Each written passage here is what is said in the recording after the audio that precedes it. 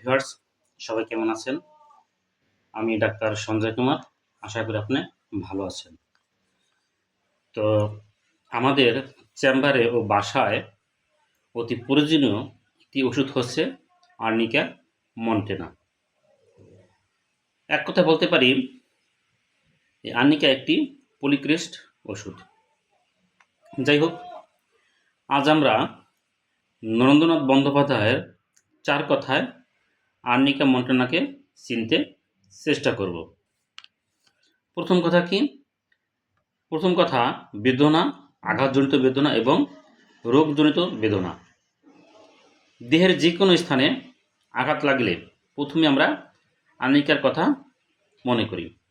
আবার আঘাতজনিত কারণে কোনো রোগ হলেও সেখানে আর্নিকা বিশেষ উপকারী। তবে একটি কথা, আঙ্গুলের অগ্রভাগে কোনো আঘাত পেলে সেখানে আর্নিকা নয়, সেখানে হাইপেরিকামের কথা মনে আসে। 2 নম্বরে কি আছে? স্পর্শকাতরতা ও অস্থিরতা। আর্নিকা ব্যথাযুক্ত স্থান যেমন স্পর্শকাতর, তেমনি আবার অস্থিরতায়ও উপশম লাভ করে। নড়াচড়া উপশম অনেকটাই রাস্টক্সের মতো। 3 নম্বরে কি আছে? বিছানা শক্ত মনে হয় কিন্তু অন্যান্য কষ্ট সম্বন্ধে বলে সে ভালো আছে। অর্থাৎ বিছানাটা বড় শক্ত, এই লক্ষণটি আর্নিকা একটি বিশেষ লক্ষণ। নাম্বার 4, সঘনে প্রলাপ ও আতঙ্ক।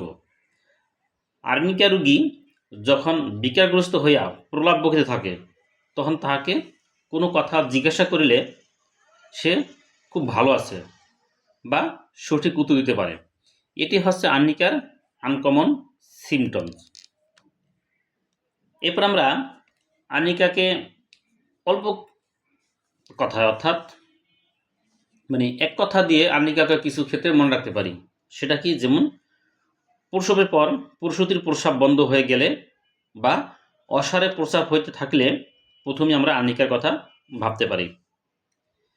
কাশিতে কাশিতে গলা ধরিয়া গেলে বা স্বরভঙ্গ ঘটিলে অথবা গলা ব্যথা হলে আর্নিকাকে ভাবতে পারি।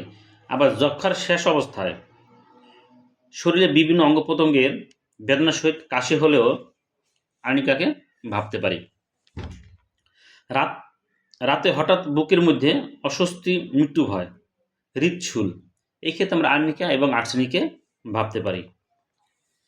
অত্যন্ত বেদনাযুক্ত ছোট ছোট ফুরাত আর্নিকাকে ভাবতে পারি।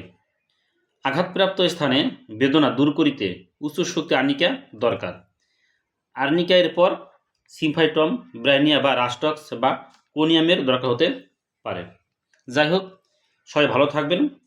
আর আর্নিকা একটি যেহেতু পলিক্রেস্ট ওষুধ, এটার অনেক অনেক আলোচনা আছে, তো আমি অল্প কথা আপনাদের সামনে কিছুটা তুলে ধরলাম। সবাই ভালো থাকবেন। আপনাদের সকলের সুস্বাস্থ্য মঙ্গল কামনা করি।